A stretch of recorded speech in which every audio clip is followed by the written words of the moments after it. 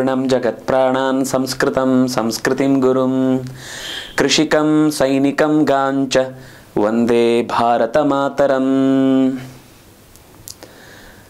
ಗರುಡ ತನ್ನ ತಾಯಿಯ ದಾಸ್ಯವನ್ನು ಬಿಡಿಸುವುದಕ್ಕಾಗಿ ಎಂತಹ ಕಠಿಣವಾದಂತಹ ಪರಿಸ್ಥಿತಿ ಬಂದರೂ ನಾನು ಹಿಂದೆ ಹೆಜ್ಜೆ ಇಡಲಾರೆ ಅನ್ನುವ ನಿಶ್ಚಯವನ್ನು ಮಾಡಿಕೊಂಡು ಅಮ್ಮನ ಆಶೀರ್ವಾದವನ್ನು ಪಡೆದು ಹೊರಟಿದ್ದಾನೆ. ಅಮ್ಮನೂ ಕೂಡ ಬಹಳ ಸಂತೋಷಪಟ್ಟಳು. ಇಷ್ಟು ದಿವಸ ನಾನು ಈ ಪಡ್ತಾ ಇದ್ದ ಪಡಿಪಾಟಲನ್ನು ತಪ್ಪಿಸಲಿಕ್ಕೆ ಒಬ್ಬ ಯೋಚನೆ ಮಾಡಿದ್ದಾನೆ, ಅದಕ್ಕಾಗಿ ಶ್ರಮಿಸ್ತಾ ಇದ್ದಾನೆ ಅಂತಂದಾಗ ತನ್ನ ಎಲ್ಲ ಮನದಲ್ಲಿದ್ದ ಭಾವುಕತೆಯ ದೊಡ್ಡ ಪೂರವನ್ನೇ ಆತನ ಮೇಲೆ ಹರಿಸಿ ಅಪ್ಪಿ ಮುದ್ದಿ ಕಳಿಸಿಕೊಟ್ಲು. ಹೊರಟಿದ್ದಾನೆ ಗರುಡ. ದಾರಿಯಲ್ಲಿ ಅಮ್ಮ ಹೇಳಿದಂತೆ ದುಷ್ಟರನ್ನೆಲ್ಲ ನಿಗ್ರಹ ಮಾಡ್ತಾ ಆಹಾರವಾಗಿ ಸ್ವೀಕರಿಸ್ತಾ ಹೋಗ್ತಾ ಇದ್ದಾನೆ. ಒಂದು ತುತ್ತು ತಿನ್ನುವ ಮಧ್ಯದಲ್ಲೇ ಗಂಟಲು ಇದ್ದಕ್ಕಿದ್ದಂತೆ ಸುಟ್ಟ ಅನುಭವ ಉಂಟಾಯಿತು. ಏನು ಅಂತ ಯೋಚನೆ ಮಾಡಿ ಮತ್ತೆ ಅಮ್ಮ ಹೇಳಿದ ಮಾತನ್ನು ನೆನಪಿಸಿಕೊಂಡ. ಯಾರೇ ನೀನು ತಿನ್ನುವ ಪದಾರ್ಥದಲ್ಲಿ ದುಷ್ಟರನ್ನು ತಿನ್ನು ಅಂತ ನಾನು ನಿನಗೆ ಆದೇಶ ಕೊಟ್ಟಾಗಲೂ ಅಕಸ್ಮಾತ್ ಅದರಲ್ಲಿ ಯಾರೋ ಒಬ್ಬ ಒಳ್ಳೆಯ ನಿರಪರಾಧಿಯಾದ ಸಾತ್ವಿಕನಾದ ಜಗತ್ತಿನ ಬಗ್ಗೆ ಒಳಿತನ್ನು ಬಯಸುವಂತಹ ವ್ಯಕ್ತಿ ಇದ್ದರೆ ಅವನನ್ನು ಮಾತ್ರ ನಾಶ ಮಾಡಬೇಡ. ಅವನು ಒಬ್ಬ ಇದ್ದರೆ ಸಾಕು, ಇಡೀ ಜಗತ್ತಿನಲ್ಲಿ ಎಲ್ಲವನ್ನು ಬದಲಾವಣೆ ಮಾಡುವ ಶಕ್ತಿ ಅವನಿಗಿರುತ್ತೆ. ಅದರಿಂದಾಗಿ ಅಂಥವರನ್ನು ಉಳಿಸು ನೀನು ಅಂತ. ಹಾಗೆ ಎಲ್ಲ ಕಡೆಯಲ್ಲೂ ಸೇರಿಕೊಂಡಿದ್ದ ದುಷ್ಟರ ನಡುವೆ ಯಾರೋ ಒಬ್ಬ ಪುಣ್ಯಾತ್ಮ ಸೇರಿಕೊಂಡದ್ದು ಇವನ ಹೊಟ್ಟೆಯೊಳಗೆ ಹೋಗುವಾಗಲೇ ಗಂಟಲು ಸುಟ್ಟ. ಅಂದರೆ ಅವನ ಸಹಜವಾದ ಶಕ್ತಿ ಹೊರಕ್ಕೆ ಎಳೆದು ಹಾಕುವಾಗ ನೋಡಿದರೆ ಒಬ್ಬ ಅತ್ಯಂತ ತಪಸ್ವಿಯಾದ ಮನುಷ್ಯ ಎದುರುಗಡೆ ಈ ಕಾಡಿನಿಂದ ಈ ದುಷ್ಟರು ಮಾಡ್ತಾ ಇದ್ದಂತಹ ತಪ್ಪುಗಳನ್ನೆಲ್ಲ ತಪ್ಪಿಸಲಿಕ್ಕೆ ತುಂಬ ಉಪದೇಶ ಮಾಡಿ ಒದ್ದಾಡ್ತಾ ಇದ್ದ ಮನುಷ್ಯ. ಹಾಗಾಗಿ ಅವನನ್ನು ಹೊರಕ್ಕೆ ಕಳುಹಿಸಿದ ಬಳಿಕ ಅದರ ಜೊತೆಗೆ ನನ್ನ ಬದುಕಿನ ಅರ್ಧ ಭಾಗವು ದಾಂಪತ್ಯವನ್ನು ನಡೆಸಿದ ನನ್ನ ಕೈ ಹಿಡಿದ ಮನದನ್ನೇ ಇದ್ದಾಳೆ, ಅವಳನ್ನು ಬಿಟ್ಟುಕೊಡು ಅಂತ ಕೇಳ್ತಾನೆ. ಆಗ ಆ ಹುಡುಗಿಯನ್ನು ಬಿಟ್ಟುಕೊಟ್ಟ ಬಳಿಕ ಮತ್ತೆ ಉಳಿದದ್ದನ್ನೆಲ್ಲ ನುಂಗಿ ಹೊರಡುವಾಗ ಆ ಋತ್ವಿಜ ಹೇಳ್ತಾನೆ, ಆಶೀರ್ವಾದ ಮಾಡ್ತಾನೆ, ನೀನು ಯಾವ ಉದ್ದೇಶವನ್ನು ಇಟ್ಟುಕೊಂಡು ಹೊರಟಿದ್ದೀಯೋ ಆ ಮಧ್ಯದಲ್ಲಿ ನಿನಗೆ ಯಾವುದೇ ರೀತಿಯಾದ ತೊಂದರೆ ಆಗದೇ ಇರಲಿ. ಯಾಕೆಂದರೆ ನಿನಗೊಂದು ಕನ್ಸರ್ನ್ ಇದೆ, ಸಜ್ಜನಿಕೆಯನ್ನು ಉಳಿಸಬೇಕು ಅಂತ. ಆ ಉಳಿಸಬೇಕು ಅನ್ನುವ ಸಜ್ಜನಿಕೆ ನಿನ್ನನ್ನೂ ಕೂಡ ಉಳಿಸತ್ತೆ, ಧರ್ಮವನ್ನು ಉಳಿಸಿದವನನ್ನು ಧರ್ಮವೇ ಉಳಿಸತ್ತೆ ಅನ್ನೋದು ನಿನ್ನ ವಿಷಯದಲ್ಲಿ ಮತ್ತೆ ಸತ್ಯ ಆಗತ್ತೆ ಅಂತ ಹೇಳಿ ಆಶೀರ್ವದಿಸಿ ಕಳುಹಿಸ್ತಾನೆ. ಗರುಡ ಹಾರಿ ಹೋಗುವಾಗ ಹಸಿವಿನ ಆ ತೀರುವಿಕೆ ಆಗಲೇ ಇಲ್ಲ ಅವನಿಗೆ.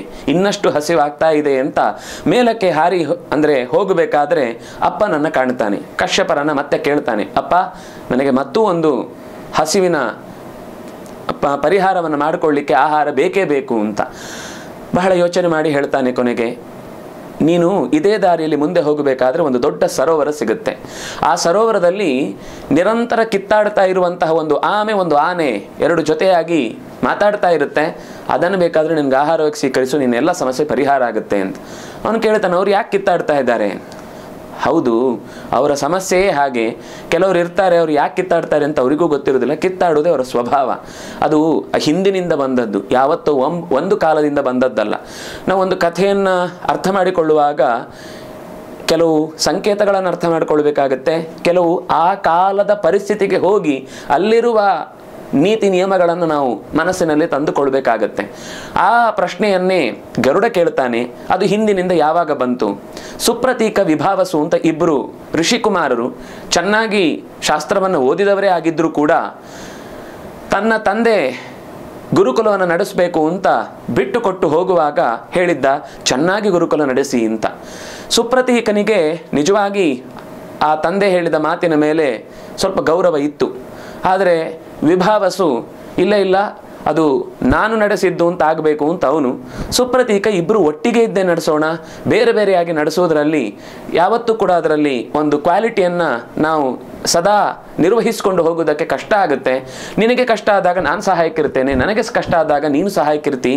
ಅದರಿಂದಾಗಿ ತಂದೆಯಿಂದ ಬಂದ ಬಳುವಳಿಯನ್ನು ನಾವು ಯಾವತ್ತೂ ಪಾಲು ಮಾಡಿಕೊಳ್ಬಾರ್ದು. ಬೇಕಾದರೆ ನಾನೇ ಸಹಾಯಕ್ಕಿರ್ತೇನೆ, ನೀನೇ ಮುಂದಾಡುವಾಗ ನಡೆಸು, ನೀನು ನನ್ನ ಜೊತೆಗಿರಲೇಬಾರ್ದು ಅನ್ನುವ ಒಂದೇ ಹಠಕ್ಕೆ ಬಿದ್ದ ವಿಭಾವಸು ಬಹಳ ಜಗಳ ಆಗುತ್ತೆ. ಅಲ್ಲೊಂದು ಮಾತು ಬರುತ್ತೆ, ಯಾವುದೇ ಸಂದರ್ಭದಲ್ಲೂ ಕೂಡ ವಿಭಾಗಂ ಕೀರ್ತಯತ್ಯೇವ ಸುಪ್ರತೀಕೋ ಹಿ ನಿತ್ಯಶಃ ಯಾವ ಕಾಲದಲ್ಲೂ ನನಗೆ ತಂದೆಯ ದಾಯಾದದಲ್ಲಿ ಭಾಗ ಬೇಕೇ ಬೇಕು, ನಾನು ಒಡೆದೇ ಹೊರಗೆ ಹೋಗ್ತೇನೆ ಅಂತ ಹೇಳಿದಾಗ, ವಿಭಾಗೇ ಬಹವೋ ದೋಷಾಹ ಭವಿಷ್ಯಂತಿ ಮಹಾತಪಃ ವಿಭಾಗಂ ಭಗವೋ ಮೋಹಾತ್ ಕರ್ತುಂ ಇಚ್ಛಂತಿ ನಿತ್ಯಶಃ ತಥೋ ವಿಭಕ್ತಾಹ ಅನ್ಯೋನ್ಯಂ ನಾದ್ರಿಯಂತೆ ಪರಸ್ಪರಂ. ಇದರಿಂದ ಆಗುವ ಸಮಸ್ಯೆ ಏನು ಅಂತ ನಿನಗೀಗ ಅರ್ಥ ಆಗಲ್ಲ. ನಾವು ಬೇರೆ ಬೇರೆ ಆಗುವುದು ಅಂತ ಅನ್ನೋದು ಶತ್ರುಗಳಿಗೆ ಆಹಾರ ಆಗುವುದು ಅಂತಲೇ ಅರ್ಥ. ನಾವು ಎಲ್ಲಿಯ ತನಕ ಒಂದು ಕುಟುಂಬದ ವ್ಯವಸ್ಥೆಯಲ್ಲಿ ನನ್ನ ಕುಟುಂಬ, ನಿನ್ನ ಕುಟುಂಬ, ನನ್ನ ತಂದೆ ಕಟ್ಟಿಕೊಟ್ಟ ಈ ಮಕ್ಕಳ ಕುಟುಂಬ ಒಟ್ಟಿಗಿದ್ರೇ ನಾವು ಏನೇ ಸಮಸ್ಯೆ ಬಂದರೂ ಸಮಾಜದಲ್ಲಿ ಎದುರಿಸ್ಲಿಕ್ಕೆ ಸಾಧ್ಯ ಇದೆ. ಆದರೆ ನೀನೀಗ ಕೇಳ್ತಾ ಇರುವ ನಿಯಮ ಸ್ವಲ್ಪವೂ ನನಗೆ ಮನಸ್ಸಿಗೆ ಉಚಿತ ಅಂತ ಅನ್ನಿಸ್ತಾ ಇರಲಿಲ್ಲ. ಯಾವಾಗಲೂ ಒಂದು ವಿಷಯವನ್ನು ಇನ್ನೊಬ್ಬರಿಗೆ ನಾವು ಕನ್ವೆ ಮಾಡುವಾಗ ಅದು ಹೇಳುವ ಒಂದು ವಿಧಿ ಇರುತ್ತೆ. ನಾನು ದೊಡ್ಡವನು ಅದರಿಂದಾಗಿ ಕೇಳಬೇಕು ಅಂತ ಹಠಕ್ಕೆ ಬಿದ್ದಾಗ ಚಿಕ್ಕವರು ನೀನು ಹೇಳಿದ್ದೆಲ್ಲ ಕೇಳಬೇಕಾಗಿಲ್ಲ, ನನ್ನ ಸ್ವಾತಂತ್ರ್ಯ ನನ್ನ ಹತ್ರ ಇದೆ ಅಂತನ್ನುವ ಸಹಜವಾದ ಹೊಡೆದು ಮಾತನಾಡಿ ಸತ್ತ ತಕ್ಷಣ ಮರಳಿ ಹೊಡೆದು ಮಾತನಾಡುವ ಯೋಚನೆಯೇ ಎಲ್ಲರಲ್ಲೂ ಇರುತ್ತೆ.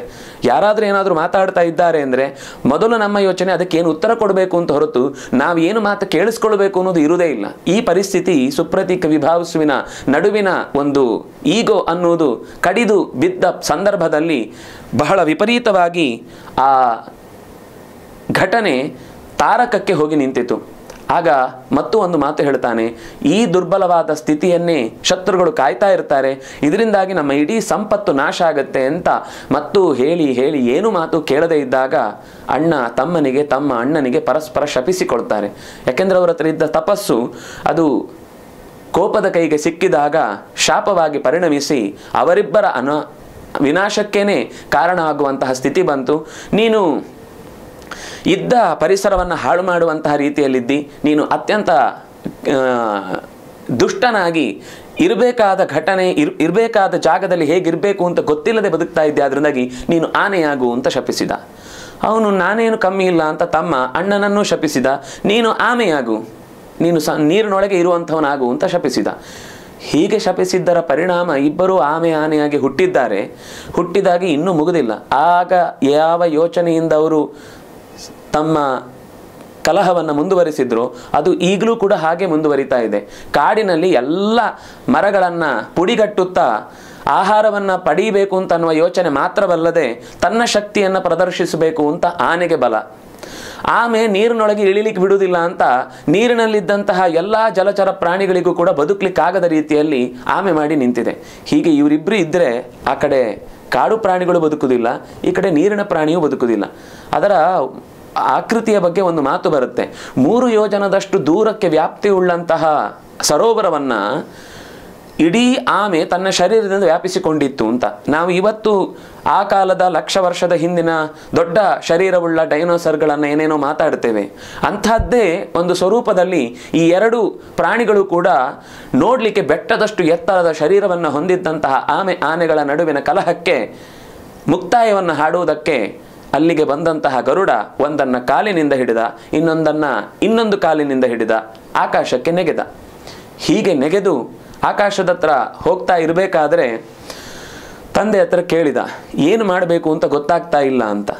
ಸರಿ, ಎಲ್ಲಿಯಾದರೂ ಹೋಗಿ ಆಹಾರವನ್ನು ಸ್ವೀಕರಿಸಲಿಕ್ಕೆ ಒಂದು ಜಾಗ ಬೇಕು ಅಂತ ಒಂದು ದೊಡ್ಡ ಶಾಲ್ಮಲಿ ಮರವನ್ನು ಹತ್ತಿ ಕುಳಿತಿದ್ದಾನೆ. ಹತ್ತು ಕುಳಿತ ತಕ್ಷಣವೇ ಮರ ಗೆಲ್ಲು ಸಮೇತ ಕುಸಿದು ಬಿದ್ದಿದೆ. ಬೀಳುವಾಗ ಜೋರಾಗಿ ಸಾವಿರಾರು ಜನರ ಆರ್ತನಾದ ಕೇಳಲಿಕ್ಕೆ ಶುರುವಾಯಿತು. ಭಯಗೊಂಡಂತಹ ಗರುಡ ಏನಾಯಿತು ಅಂತ ಯೋಚಿಸಿ ಬೀಳ್ತಾ ಇರುವ ಗೆಲ್ಲು ಅಲ್ಲಿಯೇ ಸದ್ದು ಬರ್ತಾ ಇದೆ ಅಂತ ಯೋಚಿಸಿ ಅದನ್ನು ತನ್ನ ಕೊಕ್ಕಿನಿಂದ ಗಟ್ಟಿಯಾಗಿ ಹಿಡಿದುಕೊಂಡು ಬಿಟ್ಟ. ಹಾಗೆ ಹಿಡಿದುಕೊಂಡ ನಂತರ ಕೂಗಿದವರು ಯಾರು, ಬಿಟ್ಟದ್ದು ಏನು, ಬಿದ್ದದ್ದು ಎಲ್ಲಿಗೆ ಅನ್ನುವ ಪ್ರಸಂಗವನ್ನು ಮತ್ತೆ ಮುಂದಿನ ಭಾಗದಲ್ಲಿ ಸೇರಿದಾಗ ನೋಡೋಣ. ನಮಸ್ಕಾರ.